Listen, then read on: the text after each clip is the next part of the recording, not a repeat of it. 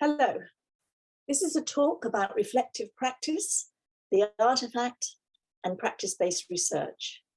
And I'm going to talk about these different subjects in relation to one another.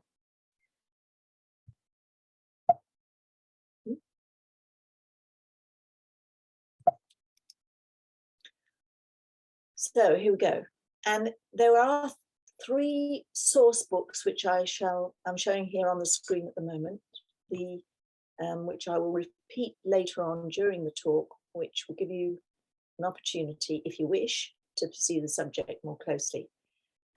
Bear in mind that the reflective practice and the artifact are being considered in the context of practice-based research. But I'm going to begin by just revisiting practice-based research as we have defined it in the Routledge International Handbook of Practice-Based Research, which has just been published, in fact, in this January 2022. Okay, so what is practice-based research? Well, simply put, a principled approach to research by practice, where practice and research are complementary but distinctive. And the research itself is based in a context defined by practice. And new knowledge that comes out of this is demonstrated through artifacts. And what are artifacts? Well, I'll say more about that in a moment. But if we may loosely define them as artworks, compositions, digital media, performances, installations, etc. Okay, and one particular point I want to stress in relation to practice-based research is that we make a distinction between research and practice rather than conflating the two, which sometimes does happen when people put the two together in practice-based or practice as research. In fact, I tend to avoid the term practice as research or research as practice in order to avoid that. So what is the difference? Well, research produces knowledge in a form that is shared and open to scrutiny and indeed challenge. Practice leads to outcomes that stand for themselves and may or may not be shared. Research in this context is not the same as personal study carried out in support of practice and of value only to the individual concerned. So the key thing in relation to the research is that it is shared and therefore can be scrutinized and challenged. The practice itself is something that is very much that of the individual practitioner researcher in the case of practice-based research. Okay, so I'm going to begin with what I'm calling artifact-led practice-based research, and I'll make a distinction between that and problem-led practice-based research later on.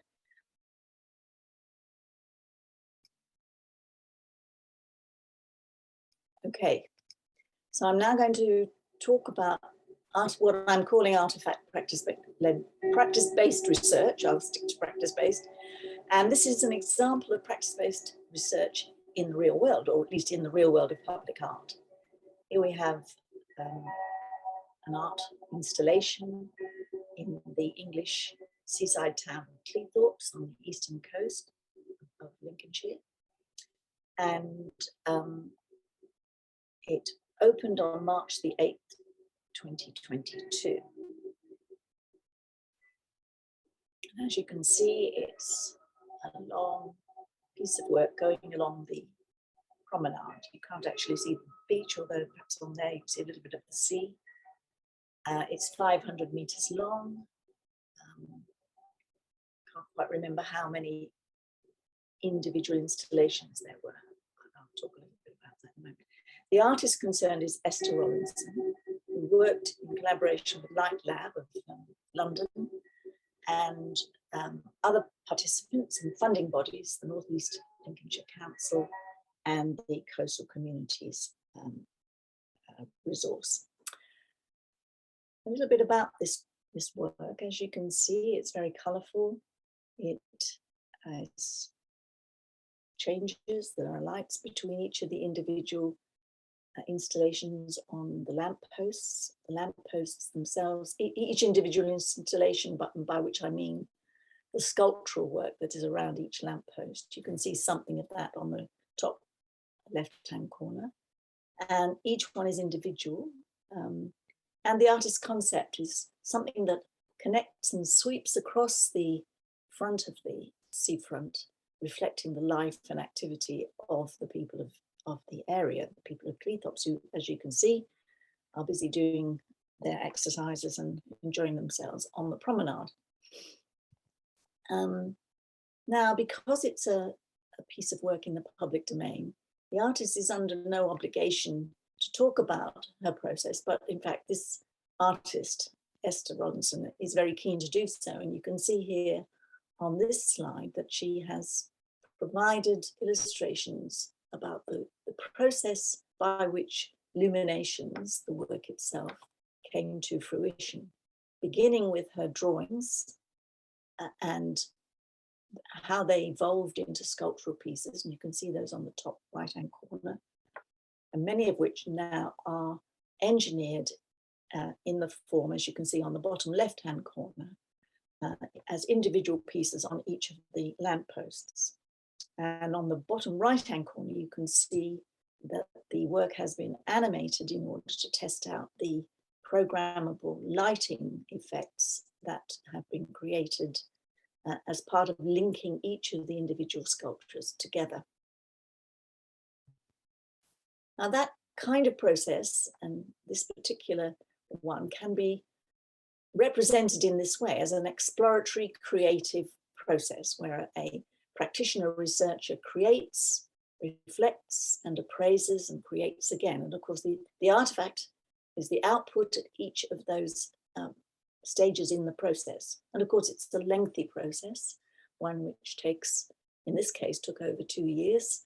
And there are other participants, of course. The practitioner researcher is not working alone. There are many parties to the enterprise. So although the artist is leading the team, it's very much a collaborative enterprise.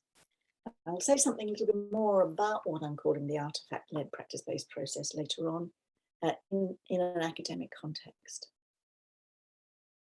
Of course, out in the real world, the conditions, the norms, the requirements, the constraints are different. Within academia, and this talk is primarily directed towards academic staff, researchers, research students working towards postgraduate degrees for the most part. And I'm going to give some examples of those later on. So in the real world, of course, or what I'm calling the real world, rather the public art world, as an example of where construction of an artwork takes place, these do not have to, they have constraints which are very different to that which is in an academic context. There are academic norms which, of course, are required in order that a research student can achieve the qualification of some kind, such as a PhD. But nevertheless, in both cases, the practitioner as a researcher is a key leader in this process. And the practice itself is at the heart of the research process, within which artifact creation can operate as an outcome, but also as a method. I'll say something about that later, how that works. Within an academic context, of course, one of the most important, in fact, one of the expectations that is a requirement is that the creation of knowledge that takes place during this process is of the kind that can be considered original, it can be validated in some way, it is put into context, it is shared and retainable. And that's the whole question of how do we archive such work within the context of academia. And by which I mean not just a thesis, a written text. Okay, so I'm going to now move to the subject of reflective practice and say a little bit about it from revisiting it from a definition point of view, because it is a rather familiar phrase and many people talk about it. But there are certain things I need to say about it, which perhaps some of you will be familiar with, some are not. And in the context of practice-based research, I want to define, first of all, define what I mean by it, and secondly, then talk about what role it might play in practice-based research. Back to basics first. The question of what is the difference between thinking and reflection. Well, my reference point here is the work of John Dewey, the American pragmatist philosopher, who in his book, How We Think, defined thinking in two ways. He saw two types of thinking that needed to be distinguished in his view. And I think it's quite a useful distinction. First of all, the kind of thinking whereby you don't need to support the belief with any kind of background or evidence for it. So he calls that random coursing of things through the mind. Well, I think that this is true, and you don't provide any particular, I have a gut feeling, that is my thinking. The other kind of thinking which he talks about is that which is based on something which is a deliberate attempt to find grounds for thinking what you think. And this process is called reflective thought. It alone is truly educative in value, he says. Okay, and given, I thought I would take a quotation from Dewey's book, which How We Think, and read it out, because it is rather beautifully expressed, albeit in a very Edwardian style. So what is reflective thought as distinct from everyday thinking? It's not simply a sequence of ideas, but a consequence, a consecutive ordering in such a way that each determines the next as its proper outcome, while each in turn leans back on its predecessors. The successive portions of the reflective thought grow out of one another and support one another. Each phase is a step from something to something. A stream or flow becomes a train, a chain, a thread. Now, I think that's a very interesting way of defining reflective thought, and something which I think is very relevant to the way that research may work, research thinking works. And when it comes to practice-based research, being aware of those aspects of thinking can be very helpful. In other words, making the connections between things. And that includes when things go wrong and when things go well, and trying to understand how one's thinking develops and evolves. But reflective thinking is not the same as reflective practice. And here I turn to Donald Schoen, whose book, The Reflective Practitioner, is often cited, but perhaps not always read very closely. Schoen, of course, was the first person really to bring together John Dewey's ideas about reflective thought and his understanding and his studies of professional practice. So reflective practice for Schoen was to combine reflective thought with action. And in particular, he talked about reflection in and on action in this book, first published in 1983, republished again and again. And his source were studies that he carried out in professional practice in management law, town planning, science and medicine. And very interesting to read. And of course, in the context where there was an issue, and we're talking about the United States at the time, where professional expertise was considered to be very important, but failing to deliver on the kinds of things that were demanded of it. And one of the things that Schoen does in this book is to present his ideas on professional knowledge and how professional knowledge evolves through practice. So in terms of practice-based research, Schoen's ideas are very important, and anyone who's interested in this field needs to look at this quite closely. And it's suffice to say that one of the things that Schoen rejects soundly is what he calls the technical rationality model of knowledge, whereby, which of course underpins so much of the reductive scientific approach. I won't say too much about that, leave you to read further. So just to summarize what he said about reflection in and on action, reflective practitioners are researchers in the practice context, not dependent on established theory and technique. And this, what's very important here is in Schoen's thinking is he rejects the idea that somehow practitioners simply apply theories and develop their techniques out of the theory. As he sees it, knowledge and expertise in the professional context evolves out of what he calls the unique case. And it's from those cases that professional practitioners in whatever field deal with, whereby they construct new theories of action.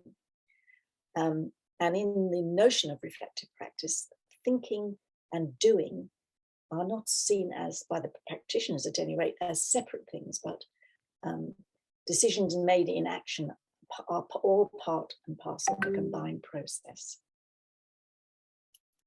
Okay, so reflective practice is an experiment, as a kind of action in situations of uncertainty or uniqueness.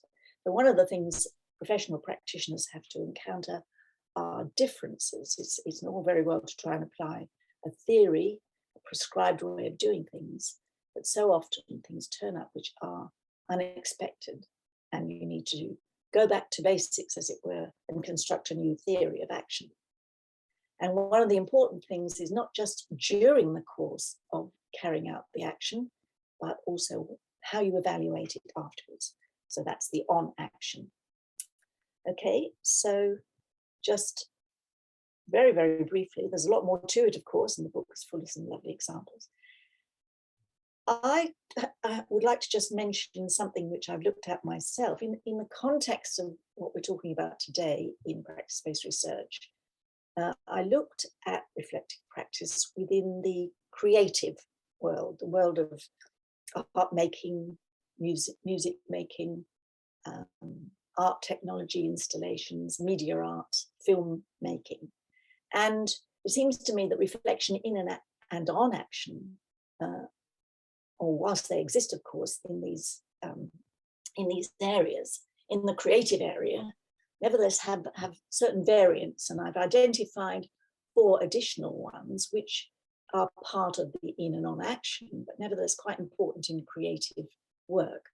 And I think it's quite important to understand the variants that operate in order to be able to, for the practitioner researcher, to be able to understand better what's going on as they create. So, without going into too much detail, reflection for action, which is actually already been talked about in the design context, something that precedes action in the present moment, and it requires preparation for certain kinds of actions. Practitioners contemplate their previous actions, thoughts, and achievements in order to understand the implications of what's taken place and learn how and where to go forward. And many people, you'll all be familiar with that kind of approach. If you're a creative practitioner, obviously the sources of your thinking and your actions are very much to do with the experience of what you've done before. Reflection in the making moment, however, is a slightly different kind of thing, which is to do with the immediacy of certain activities, where reflective thinking and making processes are intertwined. And of course, many practitioners will say, well, I just do it. I don't think as I do it. It just happens. In fact, it's one of the categories that I've talked about in my book, The Creative Reflective Practitioner, that actually the thinking and making is very often a just do it activity, which the practitioners don't make that distinction when they look at it. However, when you look at it more closely, you can see that there are relatively brief moments where reflection does take place, often when something happens. For example, there's been an interruption or some external intervention during the process of, say, painting a picture or programming something which you are working in media terms.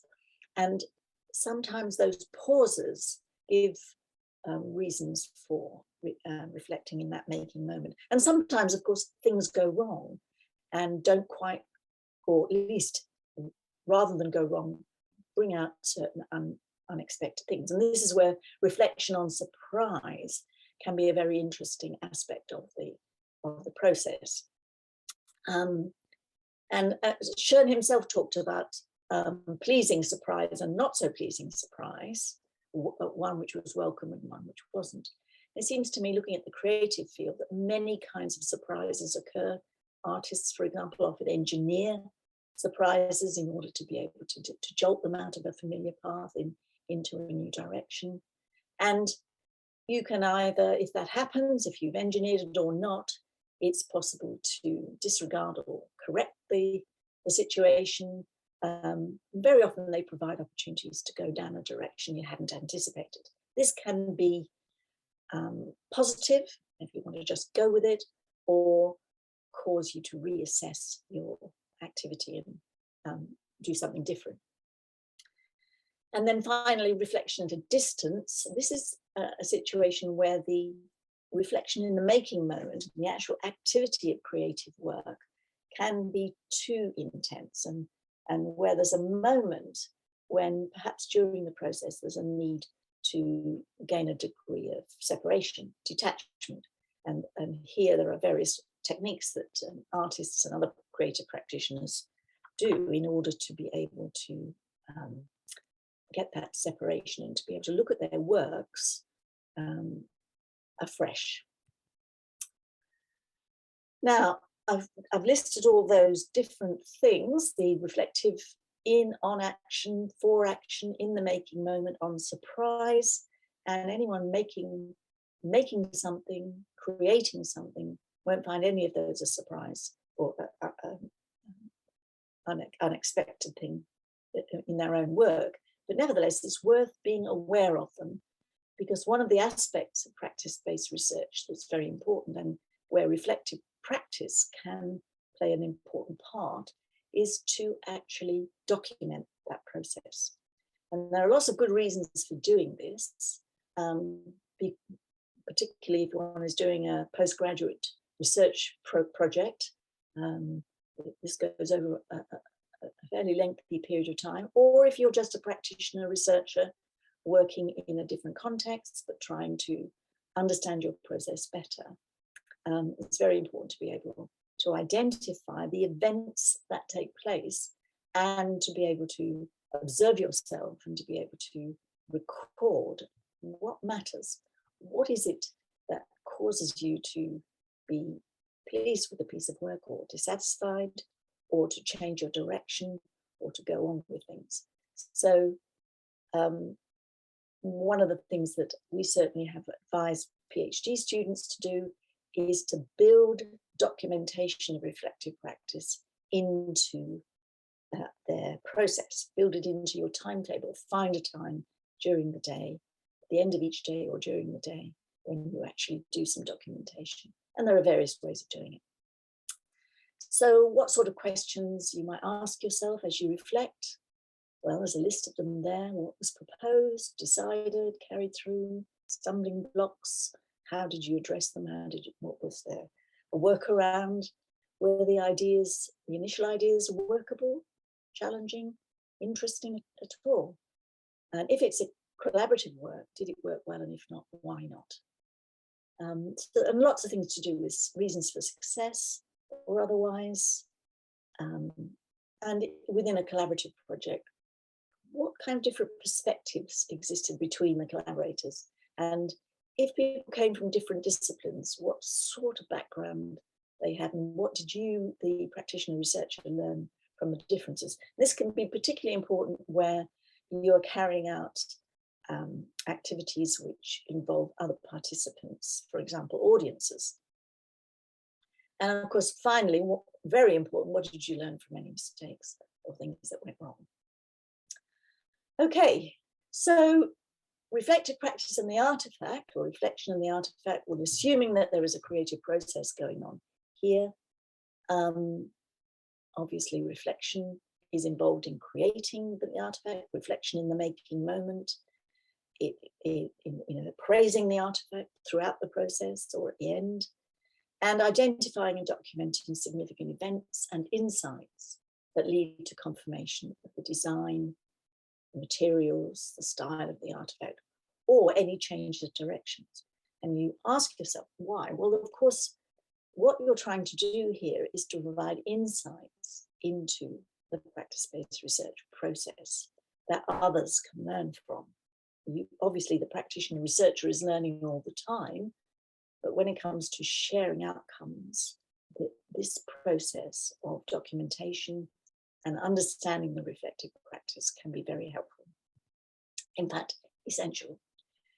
And I've talked about artifacts, but let's just pause for a moment here and think about what we mean by the artifact in a little bit more detail, and in the context of practice-based research.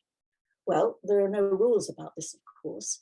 In terms of a PhD thesis, the traditional form of a PhD is the thesis, the written text. But of course, in certain kinds of practice-based research programs, there is the PhD by portfolio. Now, that I'd like to draw a distinction between the PhD by portfolio and what I'm thinking of as a standard practice-based PhD, where the artifacts, whether they're artworks or software or performances, installations, exhibitions, movies, whatever, musical compositions, where they are an integral part of the practice-based research process. And the difference between that and the PhD by portfolio, or as it's sometimes called, by publication, is that this role of the artifact here is not purely, and it doesn't at all have to be measured by impact factors, the kinds of things that are necessary when you put publications out into the world. You have to get them peer reviewed, or you have an exhibition in an important location, it gets reviewed in journals, or some other way of measurement in the world which can be used as an impact factor, and which of course university authorities are very fond of.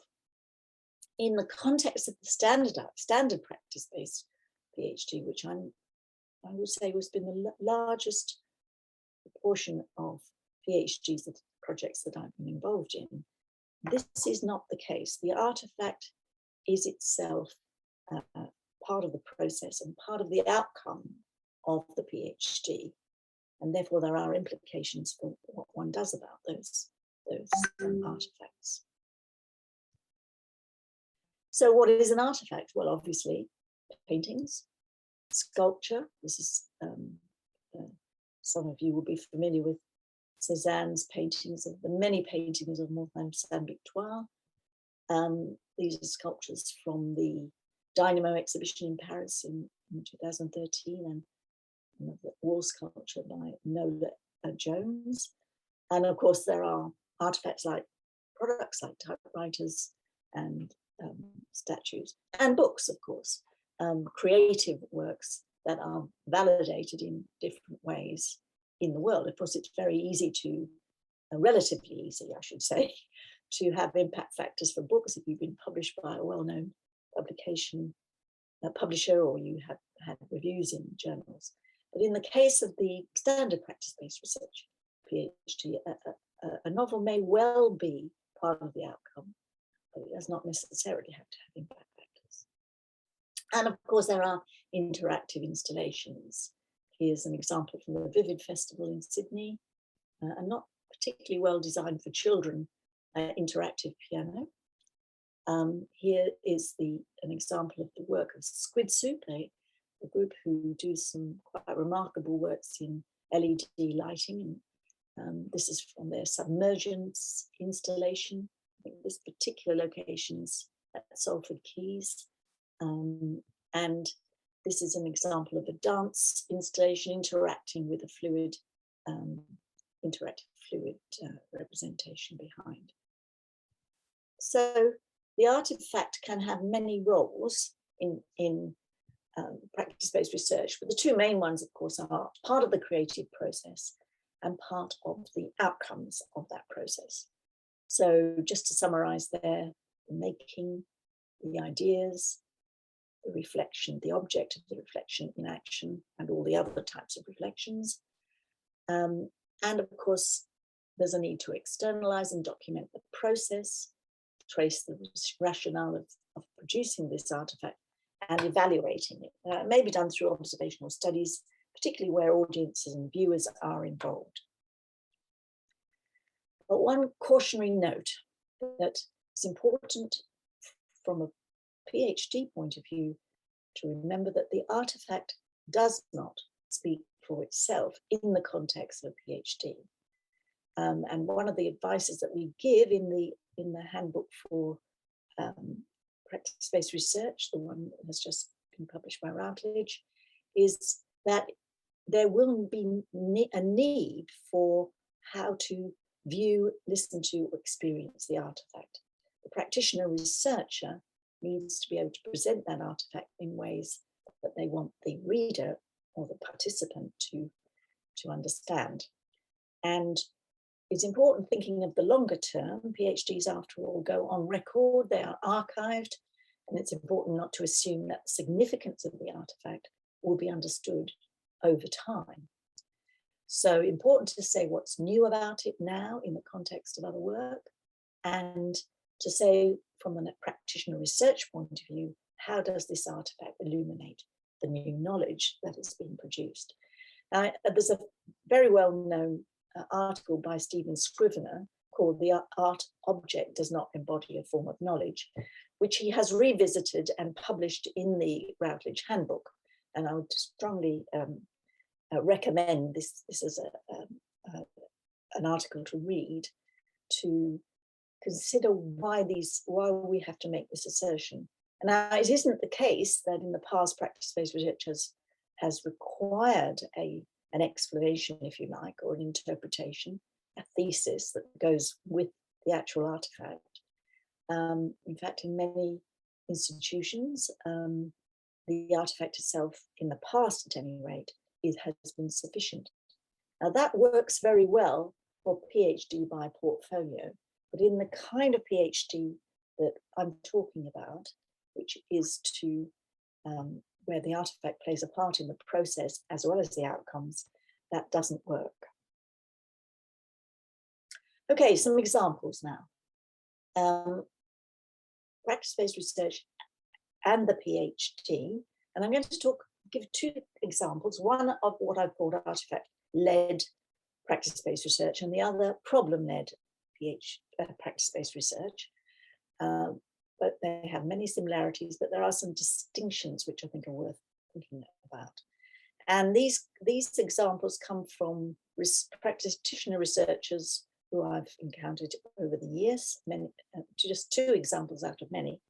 But what we asked each one of them to do, probably about 6 months to a year into their PhD, was to make a short film of what it is that their PhD was going to be all about, and to give some sense of their domain, their field, their context, and what they hoped to do, what their aims and objectives were, and the methods that they were going to use, and what their expected outcomes might be, or at least that they hoped they would be.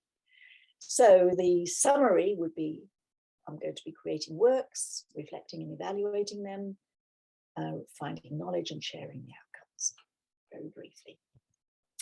The first example is that of Julien Philippe. This is Julien as he is now. He's originally from Réunion and is French-speaking, came to Sydney to do his PhD. He's now a solutions architect with Google Cloud in San Francisco. And his PhD, I think he finished in around about 2013, is concerned with supporting remote communication in film scoring. And Julien himself is a musician, but he's also a software engineer. And his main objective was to develop tools, computer-based tools, to facilitate communication between the people involved in the film scoring process, and particularly those in locations far apart. So I'm hoping that you'll be able to hear Julian's description. You'll see Julian as he was as a student.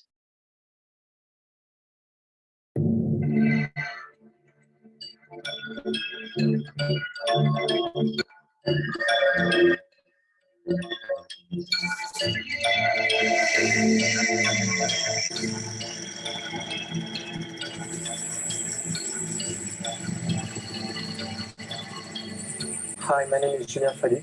I'm a PhD student, and during my PhD, I've proposed to focus on the creativity aspects in the practice of film music composition, especially studying how can technology enhance artist creativity.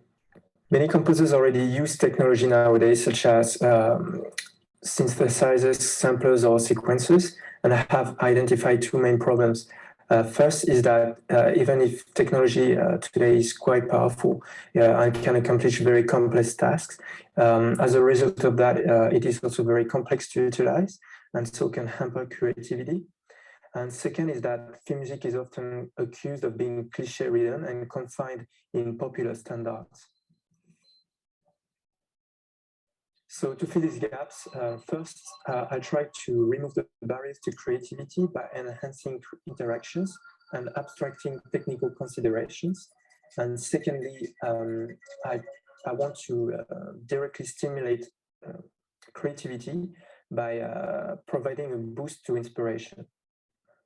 To do so, I will investigate different strategies, such as enhancing communication between the different partners of the creative process. So that's the composers, of course, but also the music composers, the directors or the producers. And also I will explore how can generated music can provide a boost to inspiration. And I will also try to build controllers to interact more intuitively with the existing tools. Concerning my methodology, I will adopt an empirical and iterative approach. First, I will start with an analysis phase, during which I will conduct some surveys, questionnaires, focus groups with the composers and other practitioners in Australia and worldwide as well. After synthesizing all the resulting information, I will realize some prototypes that will be later evaluated with some composers. This evaluation will then raise new ideas that will be developed and lead to a new analysis phase, and we'll start the cycle over again to refine the prototypes. Finally, at the end of my PhD, I expect to come out with a set of tools to assist the composers in their creative process, and so hopefully help them fully express themselves and make their work more original and unique.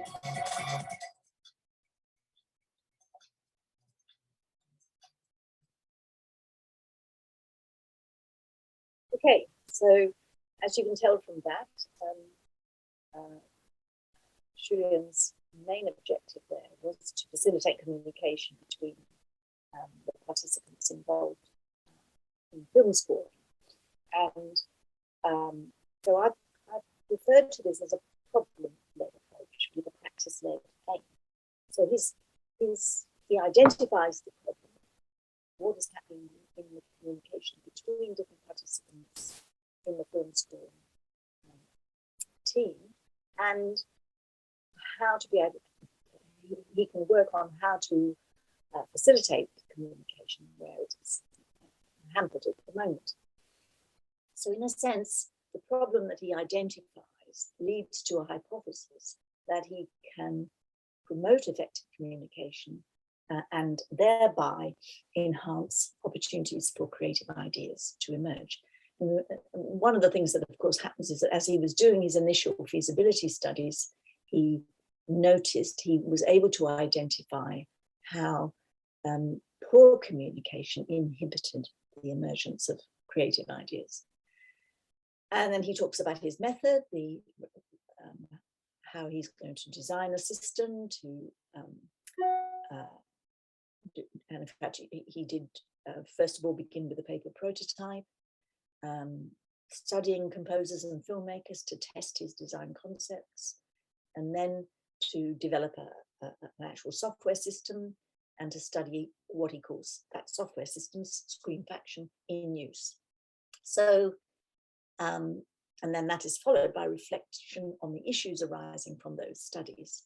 So when I say this is a problem-led approach with a practice-led aim, he identifies the problem in advance, finds methods to be able to explore solutions, and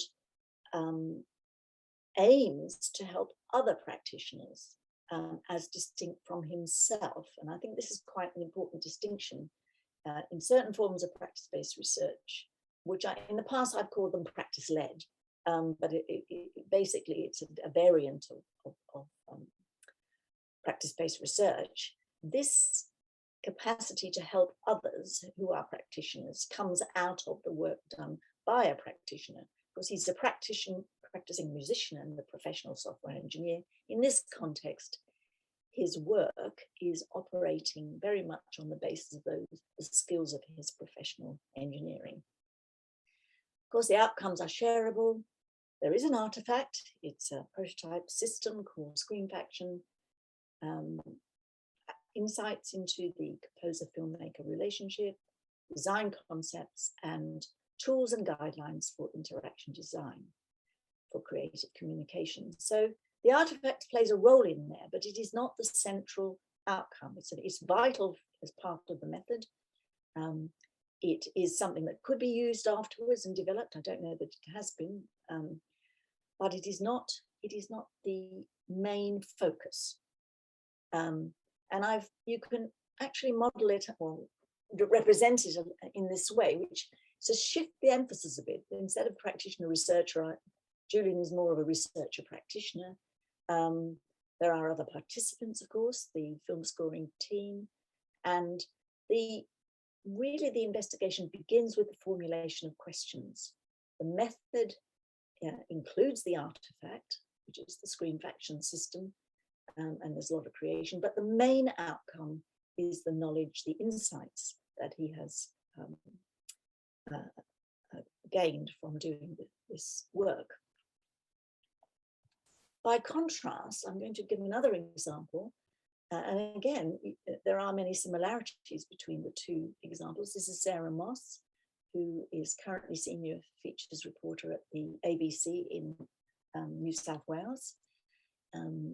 And her system, her PhD, I should say, the title of was Presence Generating Art Systems.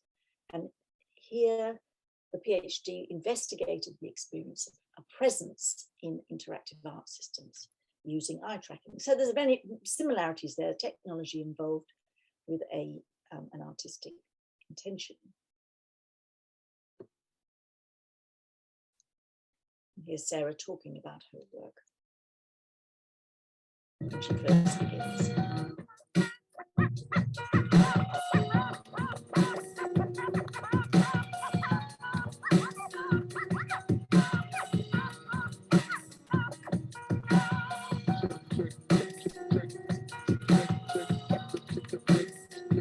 Hello, my name's Sarah, and I've just started at Creativity and Cognition Studios. I'm looking at aspects of presence in interactive artworks.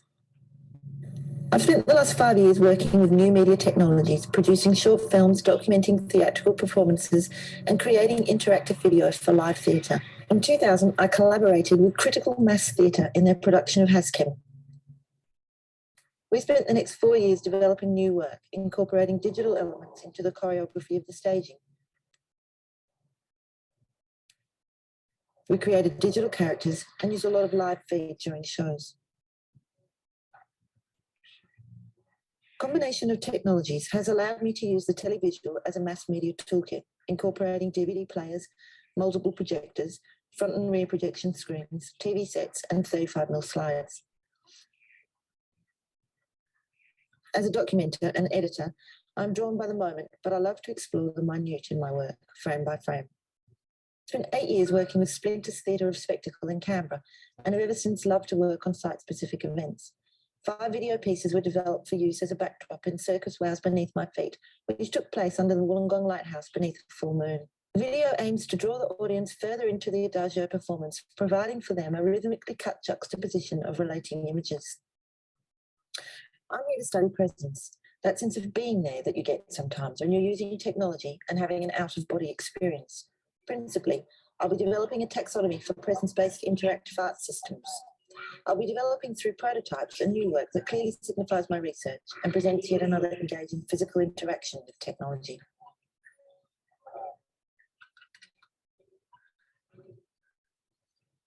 Here's an example of how I work. One moment captured can become many things. Using a reflective practitioner methodology combined with aspects of ethnographic study, I will reflect on how to create a presence experience within an interactive artwork environment. The Creative Reflective Practitioner is enabled with the capacity to research and reflect on others in the true aim of discovering something new. What do you hear?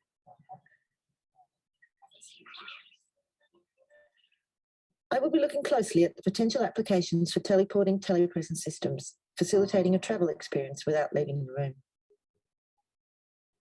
I'm currently looking at the latest technologies in head-mounted displays, aspects of video surveillance, presence as a healing media, and a virtual traveller, my next appointment.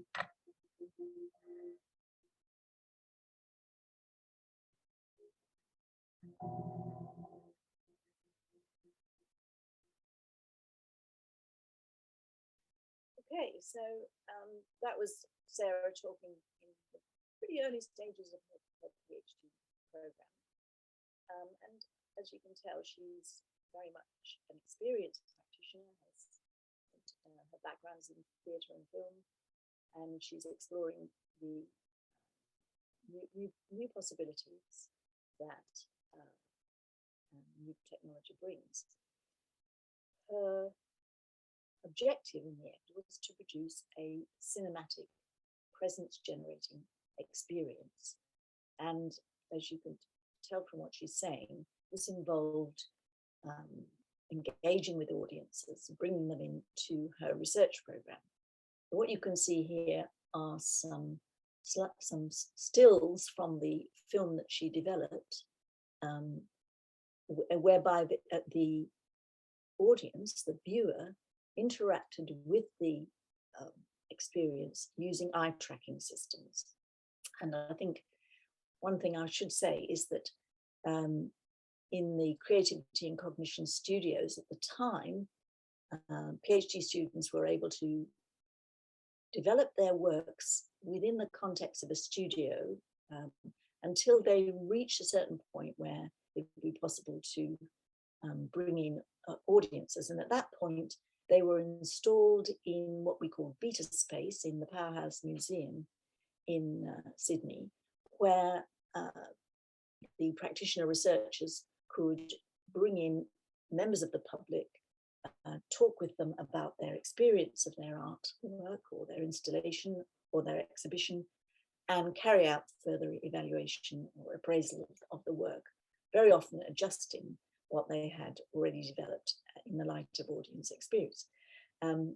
In Sarah's case, she did that. It was installed for a month in 2009, and the work itself was very successful, and it was very much enjoyed by the audiences.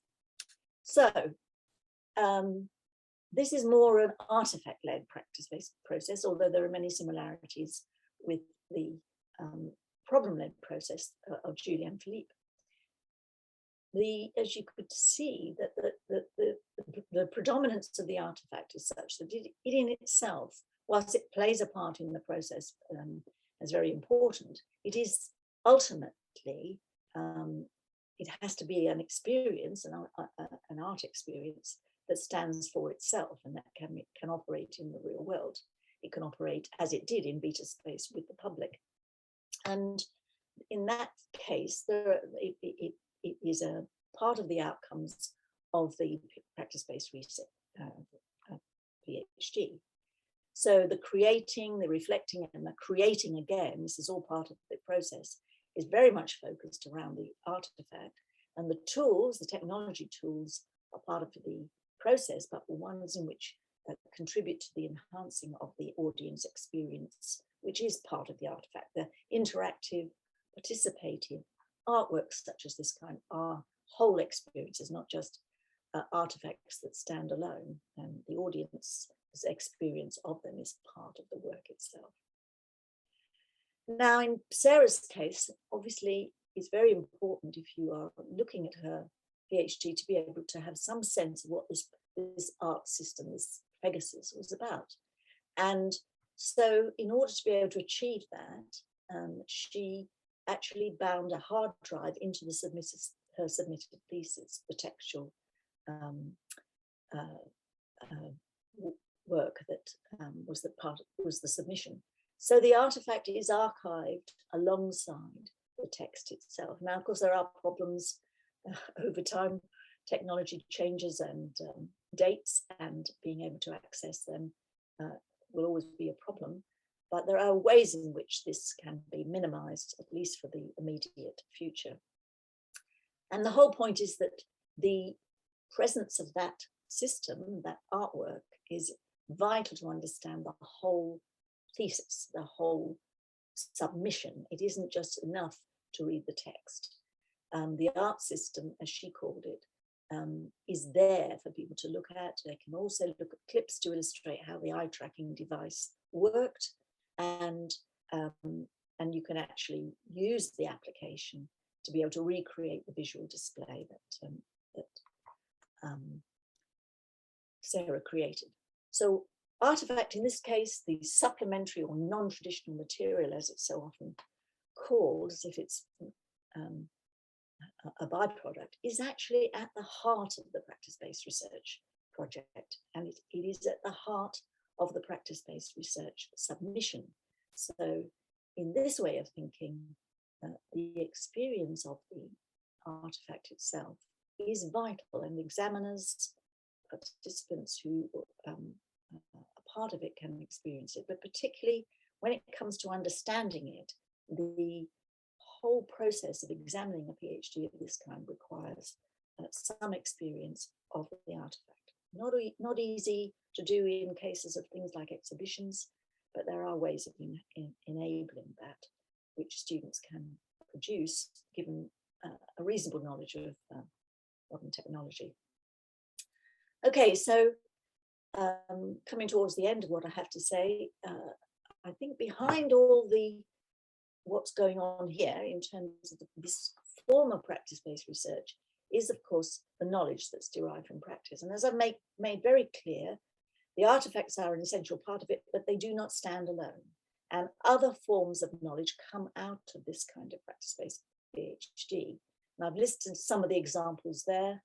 And the two books that are perhaps the best ones, where these studies written by the practitioner researchers themselves can be found in Interacting Art Research and the Creative Practitioner, which was published. It actually includes the work of Julien and Sarah, the two examples I've given you, but a number of others, many of whom have used reflective practice as part of their method. And more recently, we have there's a second edition of Explorations in Art and Technology, which has been heavily expanded, and there are a number of case studies and examples there, again, written by the practitioner researchers themselves. And finally, well, what's needed to make all this work well? Well, very important to think that in the context of the artifact and the practice-based PhD, without an explicit acknowledgement of the legitimate place of artifacts, practice-based PhDs cannot flourish. And I have actually looked up, for example, the University of Lincoln's guidelines concerning the submissions of PhD work. So they do have a statement about published work for the degree of for the PhD by practice portfolio. And as you can see from the description, this falls into the category of practice-based PhD, which I would say very much depends upon impact factors, being able to get your work into a refereed journal or the equivalent in books and works of art in any combination of different types of publications. So if you've produced a sculpture or a performance or a chapter in a book, it needs to be reviewed in one of these refereed journals. And again, when the professional journals must be held in high standing, and many universities, of course, have hierarchies of journals that actually say where you should submit the work. Now, this is very much to do with impact factors. The significance of the artworks, the performances, must be demonstrated by the standing of the exhibition venue, the nature of the commissioning process, or the level of critical appraisal of the work. So, for example, the example I gave of Esther Rollinson's artwork, a public artwork installed in Cleethorpes, could well be submitted as a practice-based PhD by portfolio, should she wish to do so.